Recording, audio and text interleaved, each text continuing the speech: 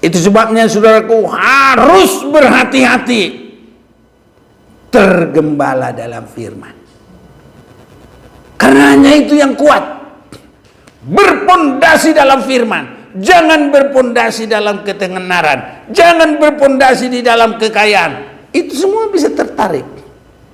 Sekarang pendeta-pendeta besar bisa tertarik. Orang-orang terkenal bisa ditarik.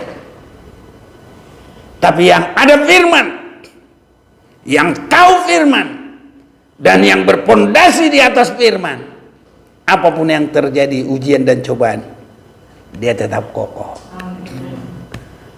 Ini yang harus kita sekarang ini gumuli.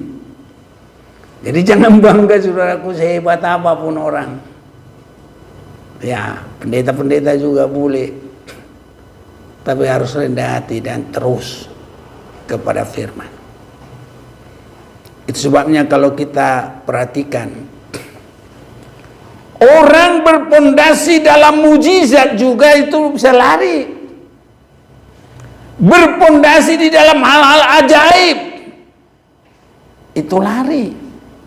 Berpondasi di dalam kesembuhan, itu nggak kuat. Sewaktu 5.000 orang datang kepada Yesus, maka Tuhan mengadakan tanda ajaib. 5 roti 2 ikan dimakan 5.000 laki-laki, belum termasuk perempuan dan anak-anak.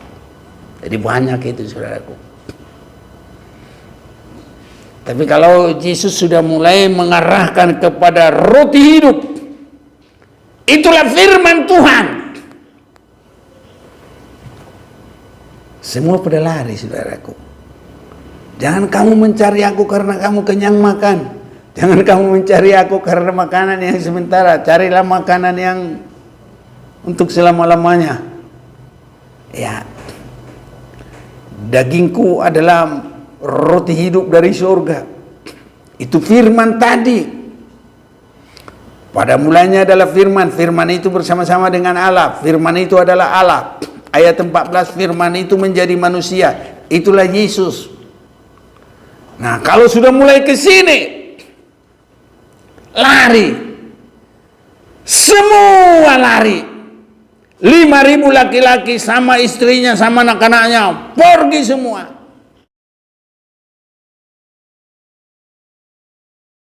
Jadi kita ini sekarang ada di akhir zaman. Apa yang kita hadapi sekarang adalah penggenapan. Setiap yang hidup di bumi mengalami banyak sekali cobaan dari segala hal. Cobaan dari segala hal. Dan cobaan-cobaan yang belum pernah terjadi. Dan sampai kepada hal yang tidak akan pernah terjadi lagi. Inilah yang kita sedang hadapi. Nah, untuk itulah kita harus mempersiapkan satu pondasi yang sangat kuat. Kalau bangunan, supaya membangun pondasi yang sangat kuat. Semua di dunia ini berusaha untuk mengadakan pondasi bangunan yang kuat. Dan kalau kita dengar pondasi bangunan, rumah dan lain-lain, Jepang itu mempelajari sangat baik karena mereka sering dilanda oleh gempa. Tapi semuanya itu ada waktunya jebol. Cuma satu yang tidak akan jebol. Itulah yang kita cari sekarang dari firman Tuhan. Saya mau mengajak kita akan membaca firman Tuhan dari pertama dari Injil Yohanes dulu.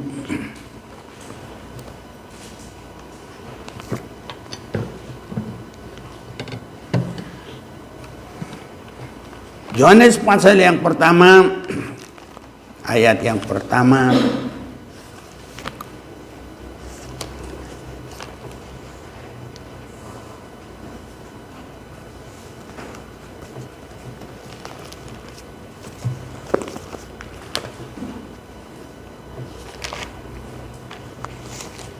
Saya bacakan bagi kita. Pada mulanya adalah firman. Firman itu bersama-sama dengan Allah dan firman itu adalah Allah.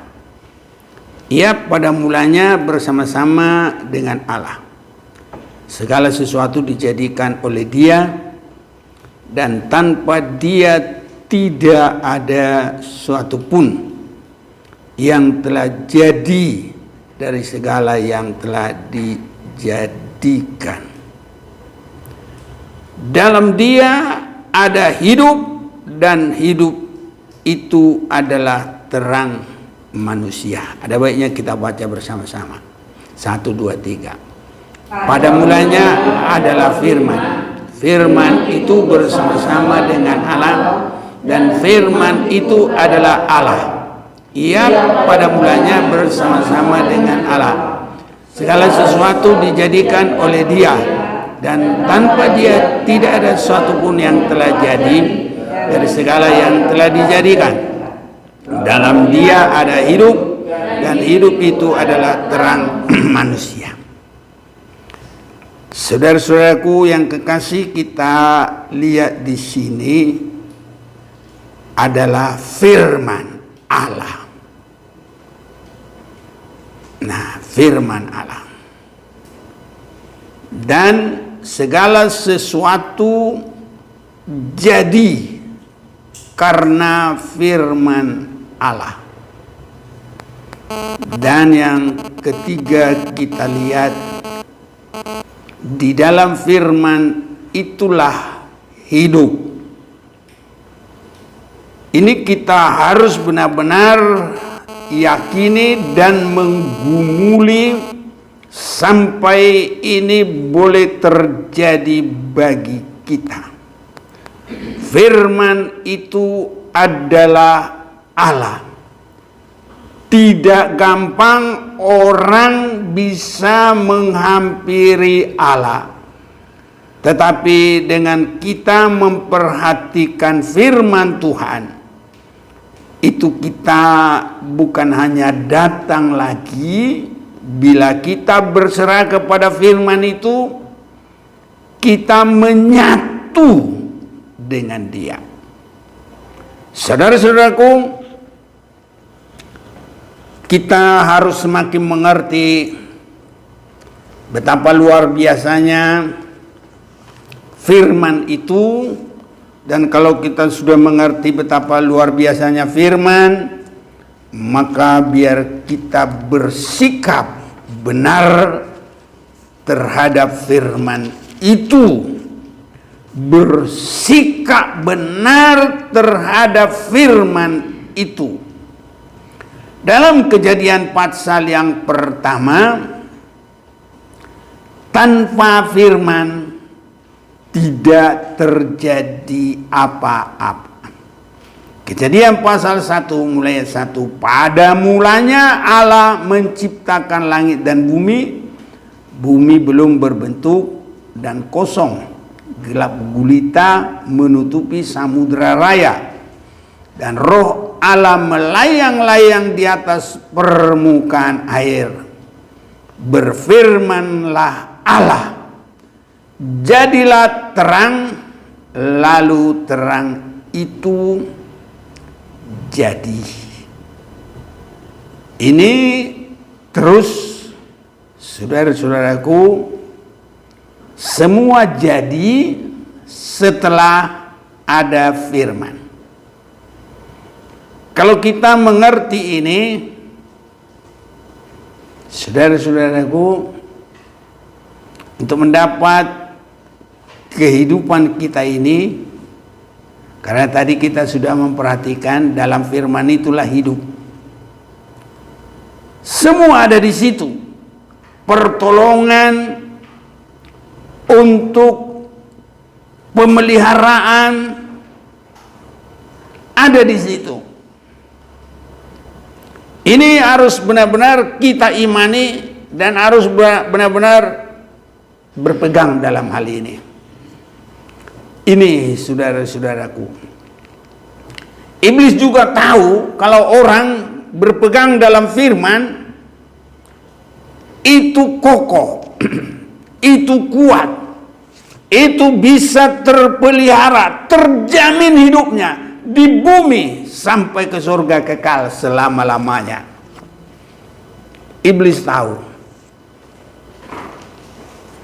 Kita mau baca dulu Matius pasal 7. Matius pasal 7 ayat yang ke-24. Setiap orang yang mendengar perkataanku, itu kata Tuhan, perkataanku ini dan melakukannya, ia sama dengan orang yang bijaksana. Kalau kita bijaksana, saudara-saudaraku, itu mulai kita menerima Yesus sampai menanti kedatangannya pada hari yang terakhir.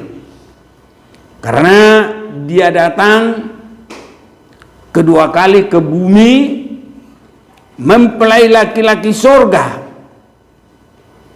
dan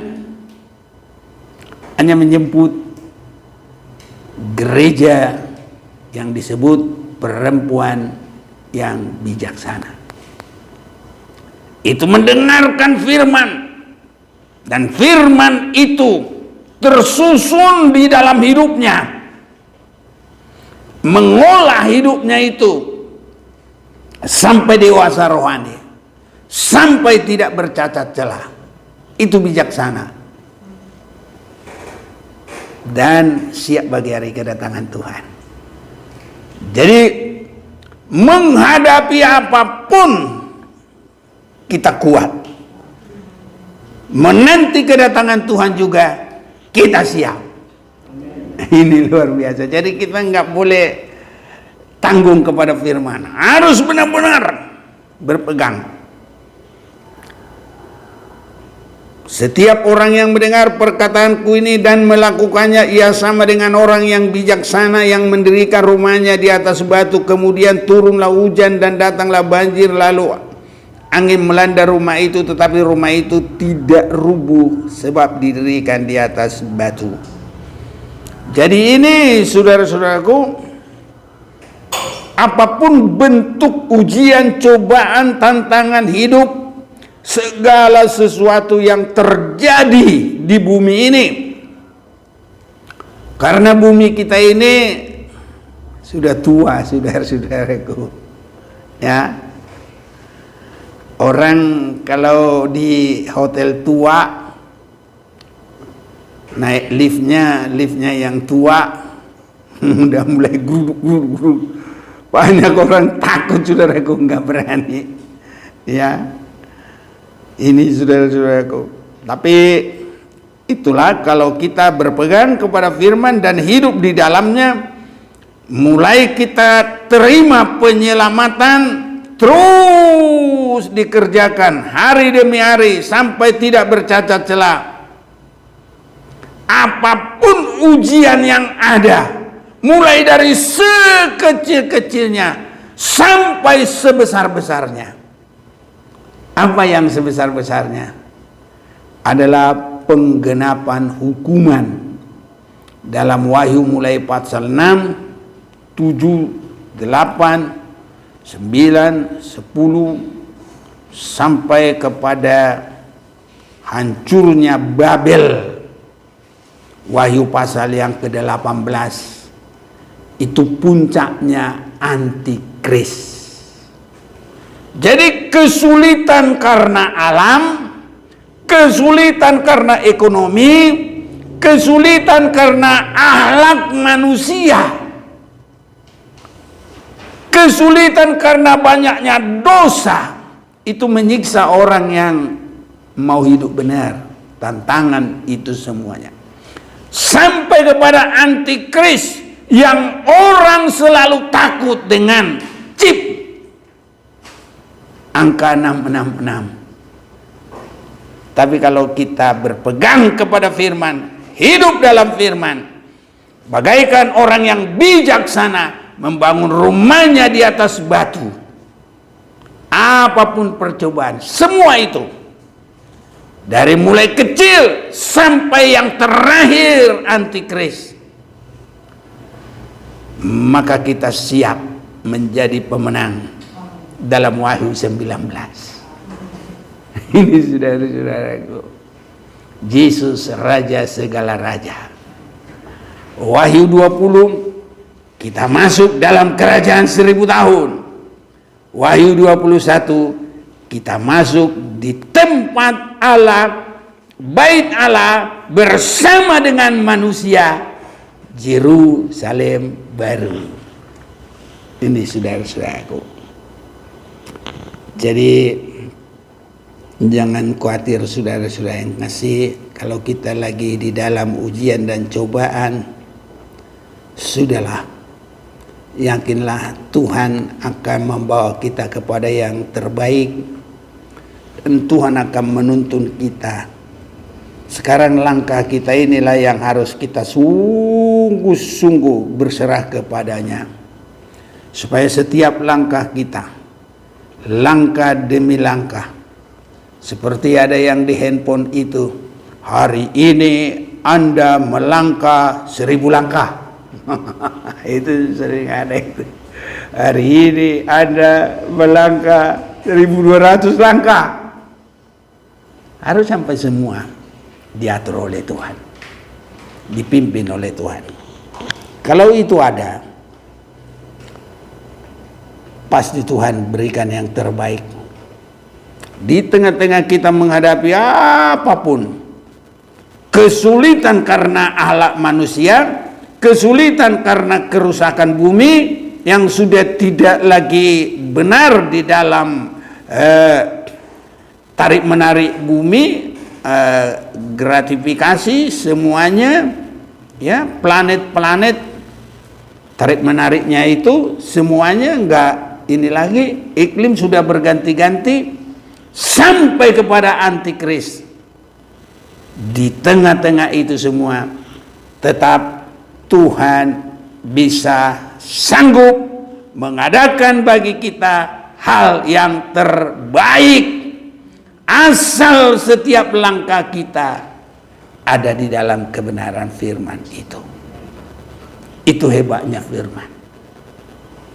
Nah, sebabnya kita sudah baca tadi bahwa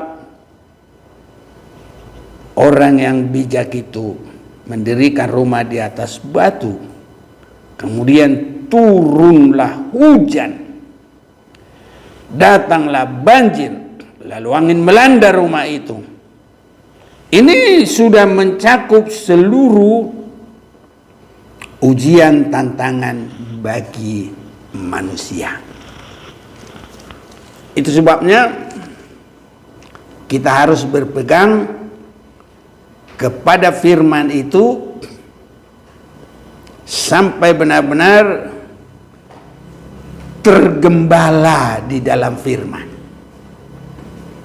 Nanti kita akan lebih perhatikan tergembala di dalam firman. Saudara-saudaraku,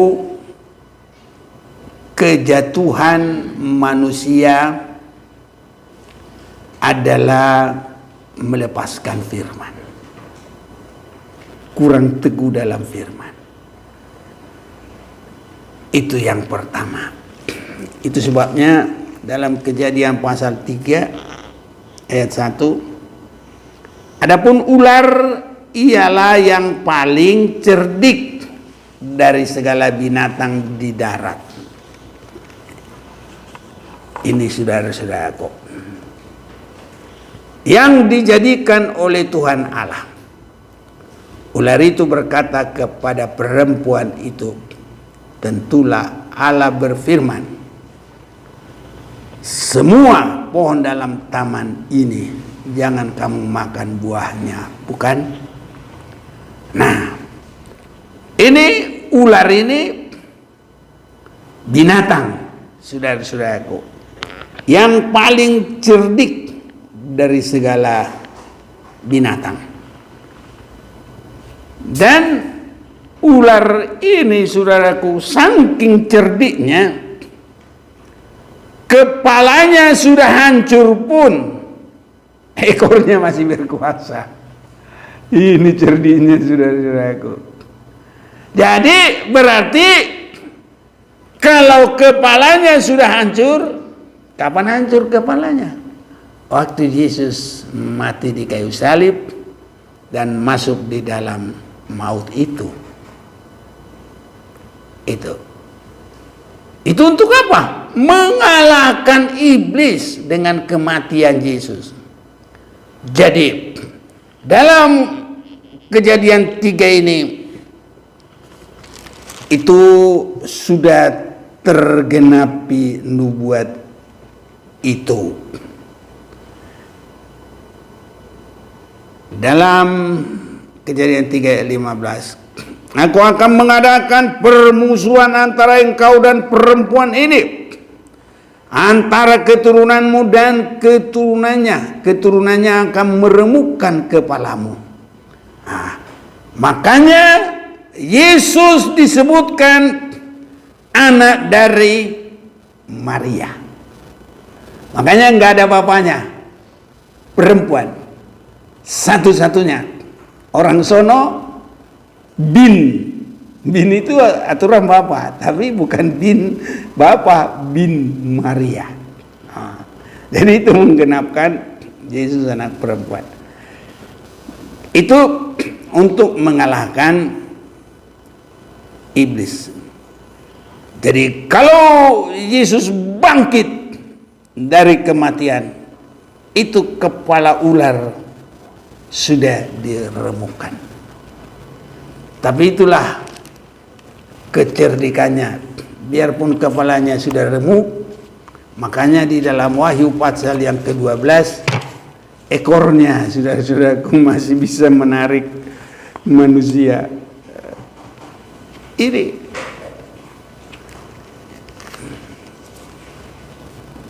Wahyu pasal yang 12. Saya akan bacakan bagi kita sebentar. Wahyu pasal yang ke-12 ayat yang keempat. Dan ekornya menyeret sepertiga dari bintang-bintang di langit dan melemparkannya ke atas bumi. Dan naga itu berdiri di hadapan perempuan itu, hendak melahirkan itu untuk menelan anaknya segera sesudah perempuan itu melahirkan.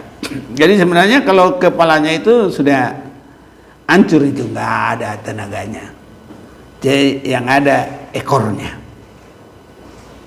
Dan kerjaannya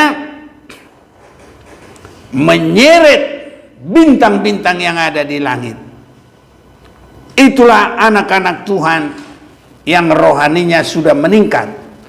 Anak-anak Abraham yang bukan seperti pasir di laut, tapi yang berrohani. Itu sebabnya kita harus kuat sekarang. Dan saat-saat sekarang ini kita dengar banyak penggenapan apa yang ditangiskan oleh Rasul Paulus. Filipi pasal yang ketiga mulai ayat 17. Saudara-saudara, ikutilah teladanku dan perhatikanlah mereka yang hidup sama seperti kami yang menjadi teladanmu. Karena seperti yang telah kerap kali kukatakan kepadamu dan yang kunyatakan pula sekarang sambil menangis, banyak orang yang hidup sebagai seteru salib Kristus.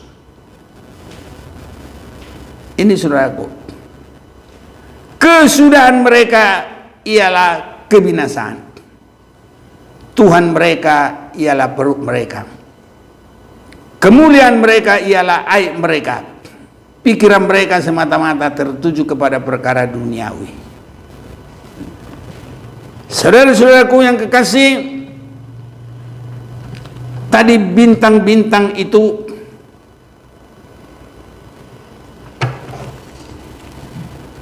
adalah orang-orang yang berohani.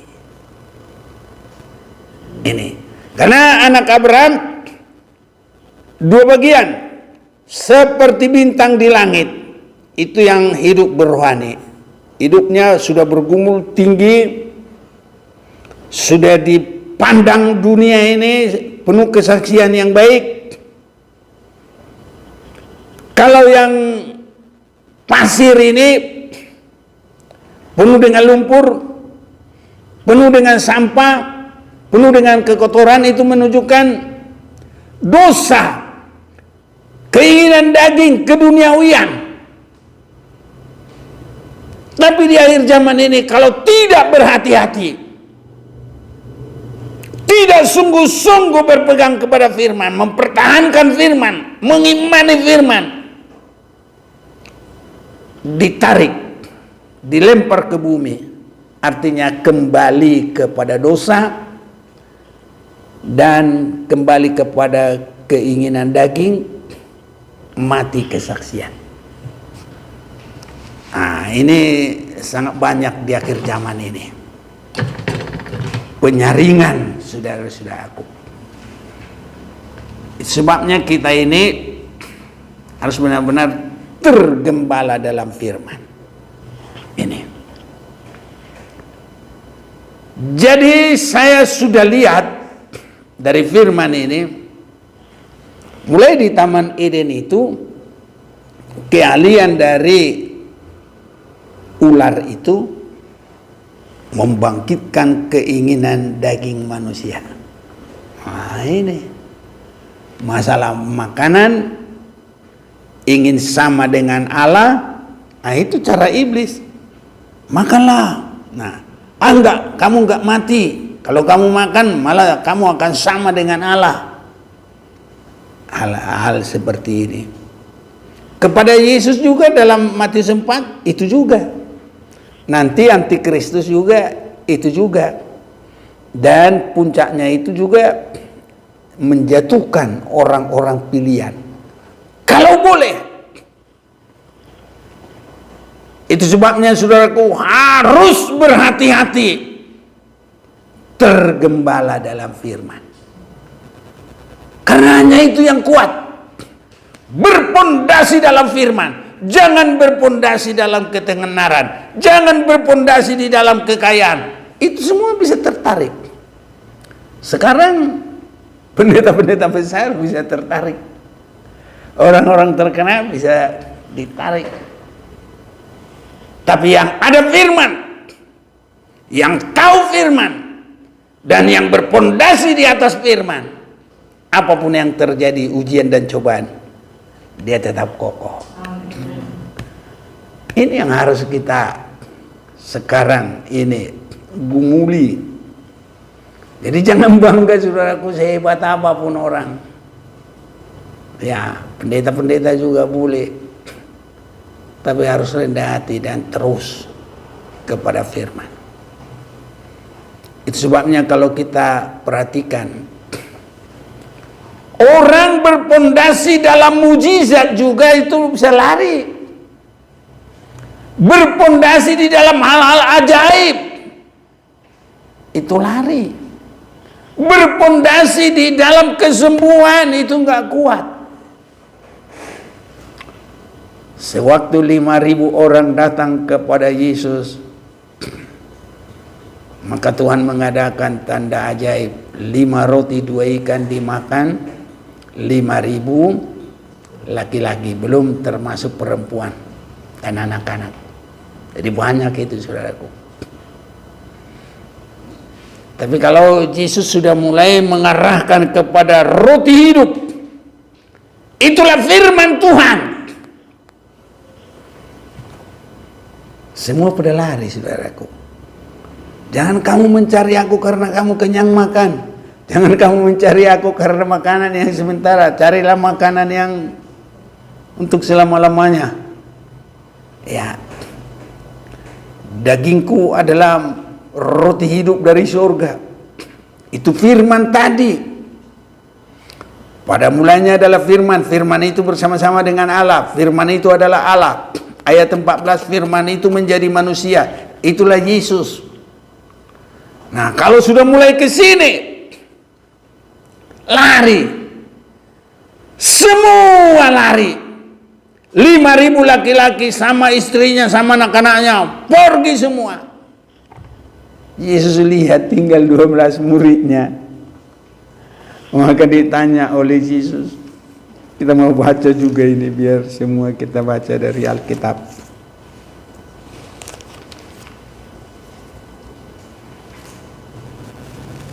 Yohanes pasal yang ke-6. Nah, yang kita baca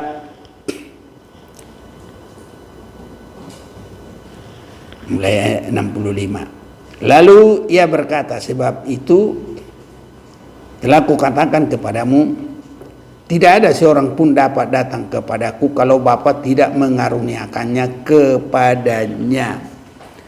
Ini lewat tertarik kepada firman. Mengapa demikian? Karena orang yang datang kepada Bapa itu adalah ditarik oleh firman.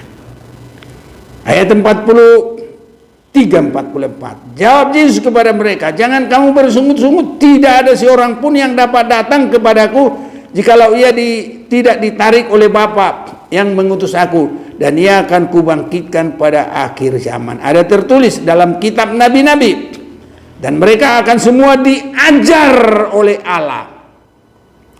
Dan setiap orang yang telah mendengar dan menerima pengajaran itu, pengajaran dari Bapa, datang kepadaku.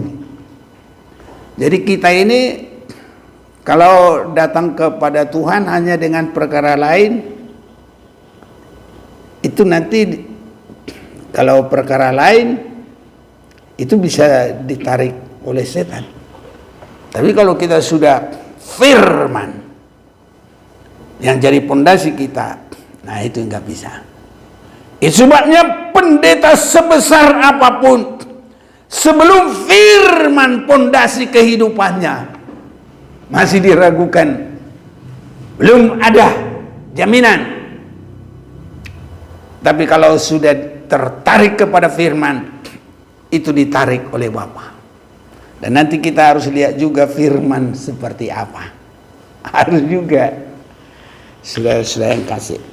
Nah, kita lanjut dulu yang tadi Yohanes 6 ayat 66. Mulai dari waktu itu banyak murid-muridnya mengundurkan diri dan tidak lagi mengikut dia. Ini. Dan kalau kita lihat ini, saudaraku, ini sudah diseret ekornya naga ini.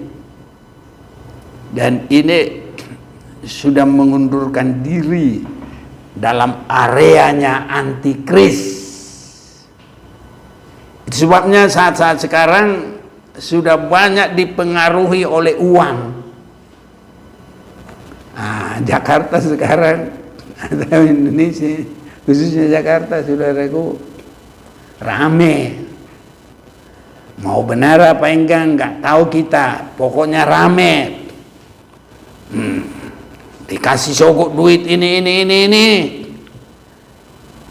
Ya, silakanlah.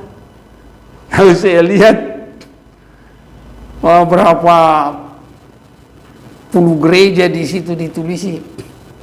Yang penting kita dari dulu nggak mau saudara-saudaraku. Sampai dari Depak itu juga bukannya nggak boleh, tapi kita buktikan bahwa firman menjamin kita. Nah, kita setiap Natal mana mau kita bikin proposal. Paling kalau kita beritahu kepada jemaat supaya semua bertanggung jawab.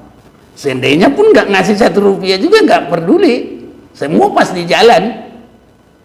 Nah, ini saudaraku, apapun di gereja kita, apapun itu kita beritahu, kalau enggak semua pasti jalan, tidak ada yang mustahil. Nah, Tuhan kita itu heran. Ini yang saya lihat. Itu sebabnya kita harus pertahankan firman mengadakan. Pasti bisa. Masa Sina aman hanya karena tunduk kepada firman, gustanya ya hilang. Tapi si GHC karena mau duitnya, akhirnya gustanya langsung pindah. Janda sahabat taat kepada firman, hanya dia yang aman melewati 3,5 tahun paceklik. Ini saudaraku, itu kita sudah selalu dengar Lukas pasal yang keempat. Hanya 2 itu saudaraku dalam perjanjian baru Tuhan bikin contoh. Nah, sekarang kita di akhir zaman ini harus berani berdiri di atas firman. Dan pasti Tuhan akan tolong kita. Ini saudara-saudaraku, mulai dari waktu itu murid-muridnya mengundurkan diri dan tidak lagi mengikut dia. Maka kata Yesus kepada ke-12 muridnya, apakah kamu tidak mau pergi juga? Kalau bagi Yesus mereka ada waktunya ditantangin, imanmu sampai di mana? Kira-kira gitu. Pondasimu apa? Sudah dengar pengajaran itu sudah lama. Pondasimu apa? Ada jawaban yang bagus saudaraku. 68. Mau bersama dulu kita 1, 2, 3. Jawab Simon Petrus kepadanya, Tuhan, kepada siapakah kami akan pergi? Perkataanmu adalah perkataan hidup yang kekal. Harus ini pegangan kita. Hidup yang kekal mulai sekarang saudaraku, sampai Tuhan Yesus datang dan sampai selama-lamanya. Harus begitu saudaraku, jangan tanggung-tanggung. Itulah firman itu. Mari berjuang. Ini sehingga kita harus sampai tergembala dalam firman itu. Apa artinya tergembala? Langkah demi langkah dituntun oleh firman itu. Firman ini ada di dalam tingkatnya. Tingkat yang pertama, kita menerima. Ini saudaraku. Dan kalau dalam sini enak aja saudaraku, namanya terima. Apa saja kita terima. Apalagi orang bayarin di mana kita nggak COD lagi, kita tinggal terima. Ada barang menyenangkan, nggak dibayar ini, udah dibayarin. Mantap saudaraku, namanya tinggal terima. Ya, kalau disuruh bayar lagi masih mikir-mikir. Nah, ini enggak. Jadi kita ini yang pertama memang anugerah saudara-saudaraku. Ya, firman itu anugerah. Di dalam Efesus pasal yang pertama, kita mau baca dulu ini. Efesus pasal yang kedua lah. Ayat 8. Sebab karena kasih karunia, ini kasih karunia diberikan kamu diselamatkan oleh iman. Itu bukan hasil usahamu, tapi pemberian Allah. Dan di dalam kasih karunia ini, di sini kita dapat penyucian darah Yesus. Oleh bilurnya kita disembuhkan. Bisa terjadi 5 roti 2 ikan. Itu semua terima. Nah, ini namanya penginjilan. Di dalam hal ini hanya tunjukkan kebaikan-kebaikan Tuhan, kemurahan Tuhan, kuasa Tuhan, pertolongan Tuhan. Ini saudaraku, menerima. Ini penginjilan. Tetapi yang kedua adalah pengajaran, mendidik supaya kita berbuat. Dan di dalam hal ini kita memberikan kepada Allah. Ini jadi dari surga kita mengembalikan. Dan apa yang kita perbuat, nah itulah posisi kita di surga. Bukan karena kita terima banyak, bukan. Tapi apa yang kita perbuat. Nah, menyerahkan diri kita itu pertama. Roma pasal 12. Nah, bantu-bantu biar cepat. Ya. Ayat 1 2. Roma 12 ayat 1 dan 2. Karena itu saudara-saudara, demi kemurahan Allah aku menasihatkan kamu supaya kamu persembahkan tubuhmu sebagai persembahan yang hidup, yang kudus dan yang berkenan kepada Allah. Itu adalah ibadahmu yang sejati. Janganlah kamu menjadi serupa dengan dunia ini, tapi berubahlah oleh pembaharuan budimu, sehingga kamu dapat membedakan manakah kehendak Allah, apa yang baik, yang berkenan kepada Allah, dan yang sempurna. Iya.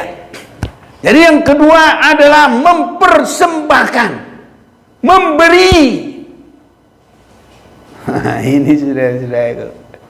Kalau cuma terima, nggak berkembang, ya itu diseret itu nanti sama ekornya naga, gampang saudaraku.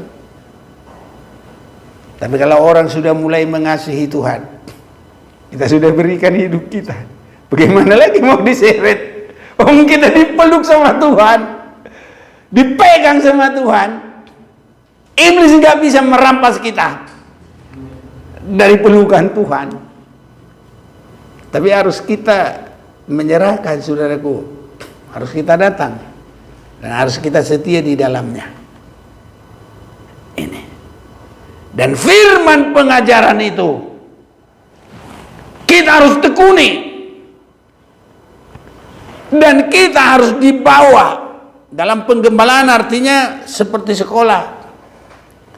Pelajaran SD, mulai TK, SD. Nanti diatur lagi SMP, SMU, mahasiswa. Dapat gelar S1, kalau tinggal lagi S2, tinggal lagi doktor. Itu penggembalaan begitu saudaraku.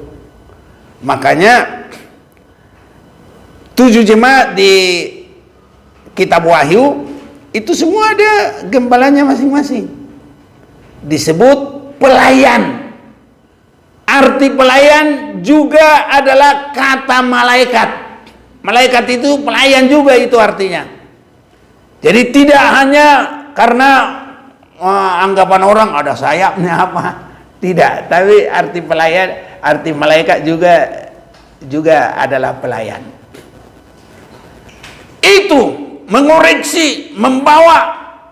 Makanya sidang jemaat Efesus dan yang lain-lain itu masing-masing koreksinya. Itu sebabnya kalau langsung ke sini bingung. Tekuni. Jemaat Efesus ya jemaat Efesus terus. Supaya jangan salah-salah nanti, harus ditekuni saudaraku. Makanya apa yang dicari? Ya, kalau cari dunia beredar-edar ke sana. Kalau cari firman, harus dia tekuni satu sekolah. Orang sebentar sekolah SMK, sebentar SMU, mana satu pun nggak jadi nanti. Jadi tergembala itu tekuni satu, utamakan satu, apapun yang terjadi sana itu, yang satu ini harus tetap. Disitulah dia nanti dapat sertifikat. Disitulah dia naik kelas. Bukan asal di mana-mana dia naik kelas. Justru hancur, nggak terbina, nggak terbimbing, nggak tergembala, dan nggak ada gembalanya. Karena nanti saudaraku harus ada gembalanya. Makanya ya Petrus, ya Tuhan, apakah Engkau mengasihi aku? Iya Tuhan, aku mengasihi Engkau. Gembalakanlah dombaku. Itu supaya Petrus nanti memberikan domba-domba ini berkenan kepada Tuhan. Harus ada, saudaraku. Nah, makanya juga harus ada, kita lihat firman yang meningkat, yang bawa kita. Dan kalau kita sudah lihat, tekuni, jangan bergeser. Itu pondasi. Begitu bergeser dari pondasi, rubuh. Ini saudaraku, harus ditekuni dengan sungguh-sungguh. Dan nanti kita akan merasakan hari demi hari dibaharui. Hati kita semua dibongkar, saudaraku. Nah, kau pindah sana, pindah sini. Baru perkenalan aja terus-terus, perkenalan terus-terus. Orang kalau baru perkenalan nggak bakal langsung diajar, saudaraku, nggak bisa. Namanya perkenalan ya enak-enak dulu. Nah, ini saudaraku, minum apa semua. Tapi kalau sudah kenalan nanti ambil sini sendiri, itu ada di belakang. Sudah begitu, saudaraku, beda lagi. Nah, kalau perkenalan dan sudah lama beda. Jadi makanya saudara-saudara yang kasih, dari firman anugerah itu kita menyerahkan hidup yang baru. Ini yang pertama.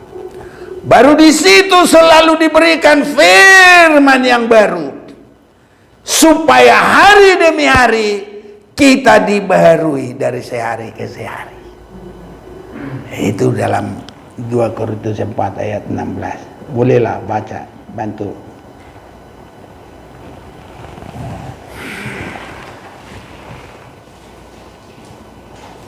Iya. 2 Korintus 4 ayat 16. Ya. Sebab itu kami tidak tawar hati, tetapi meskipun manusia lahiriah kami semakin merosot, namun manusia batiniah kami dibaharui dari sehari ke sehari. Iya. Ini seperti 7 jemaat itu dikoreksi. Dan kalau itu belum benar, Tuhan akan memberikan mata memandang, mengoreksi jemaat ini. Ini yang kurang, sampaikan. Ini yang kurang, sampaikan. Ini yang kurang, sampaikan. Nah, ini saudara-saudaraku, itu sebabnya harus benar-benar tergembala. Firman Tuhan tidak salah yang ke sini, ke situ, ke situ. Tapi masing-masing satu itu beda, saudaraku. Makanya kalau semuanya sana dapat, sini dapat, sana bingung, saudaraku. Itu sebabnya satu-satu itu Tuhan sudah tentukan itu. Jemaat Efesus ini, gitu. Nah, nanti yang untuk Pergamus nggak usah ke situ lagi. Tapi kalau orang nggak puas, sana mana dicoba semua. Nah, itu nggak tergembala, saudaraku, bisa kacau itu nanti. Akhirnya dia pikir, oh semua gereja sudah apa? Aku lebih pintar, malah begitu, saudaraku, sombong. Padahal tergembala itu makin rendah hati. Yang apa yang kelihatan adalah perbuatan hidupnya yang selalu dibaharui dari sehari ke sehari, dan ini harus sampai meningkat dewasa rohani. Orang yang menerima firman itu ya Matius pasal 25 itu 10 anak darah, 5 yang bijak, 5 yang bodoh. Jadi kita dalam penggembalaan sampai tidak bercacat celah, siap bagi hari kedatangan Tuhan. Dan kalau ini boleh terjadi, jangan khawatir saudara-saudaraku. Kalau perut kita ini bagi Tuhan mau gampang saudara-saudaraku. Artinya apa? Pemeliharaan untuk tubuh ini bagi Tuhan tidak ada yang mustahil. Yakin dengan sungguh-sungguh. Asal kita benar, berani melakukan firman. Tapi harus berani saudaraku. Kalau beraninya Abraham, semua. Kamu jangan di Babel, keluar kamu. Tempatnya kampungnya itu bagiannya Babel, tapi Ur Kasdim. Keluar. Ini pertobatan awal. Nah, ke sana kamu. Wah, langsung diperhadapkan kepada kelaparan. Yakin, jangan macam-macam di situ. Jangan kamu minta-minta sama Raja Mesir. Enggak minta-minta. Nanti justru ada mujizat. Malah dia dapat dari situ kekayaan saudaraku. Dia kaya dari Mesir. Sampai dia dapat hamba namanya Agar. Dari situ itu. Ini saudara-saudaraku. Jadi kalau kita setia dalam Tuhan, kekayaan gampang bagi Tuhan. Cari dahulu kerajaan surga dengan kebenarannya, maka sekaliannya itu akan ditambahkan kepadamu. Harus yakin. Makanya itu utamakan dulu tergembala ini, setia terus, berani. Apapun itu, bukan itu yang ada orang pun bilang nanti ku bayar berapa juta. Hilang itu, habis itu. Iblis bukan bayar berapa juta, asal mau nurut sama iblis, semua dunia ini dikasih. Ada enggak ayatnya? Ada. Mana Matius 4 ayat 8 dikasih semua. Wow. Tapi kalau kita jangan, ada tertulis. Haleluya. Harus firman Tuhan. Ini. Dan kalau ini saudaraku terjadi, janda Sarfat dipelihara. Kenapa harus janda? Dia pakai otak, nggak pakai pintar-pintar, nggak pakai mikir-mikir. Kasih, ya kasih, sudah. Dan nanti kalau dia mau masak lagi, tepung yang sedikit tidak habis, minyak yang sedikit tidak habis, sampai selesai masa percobaan paceklik 3,5 tahun. Itu menunjuk kepada puncak terakhir dari antikris 3,5 tahun. Disitulah terlalu banyak nanti orang yang tidak kuat masalah perut. Ini makanya nanti terima tandanya antikris. Tapi kalau kita firman Tuhan sudah tidak boleh bergeser lagi. Firman Tuhan sudah pondasi. Tuhan pasti memberkati kita. Mari kita mau datang kepada Tuhan.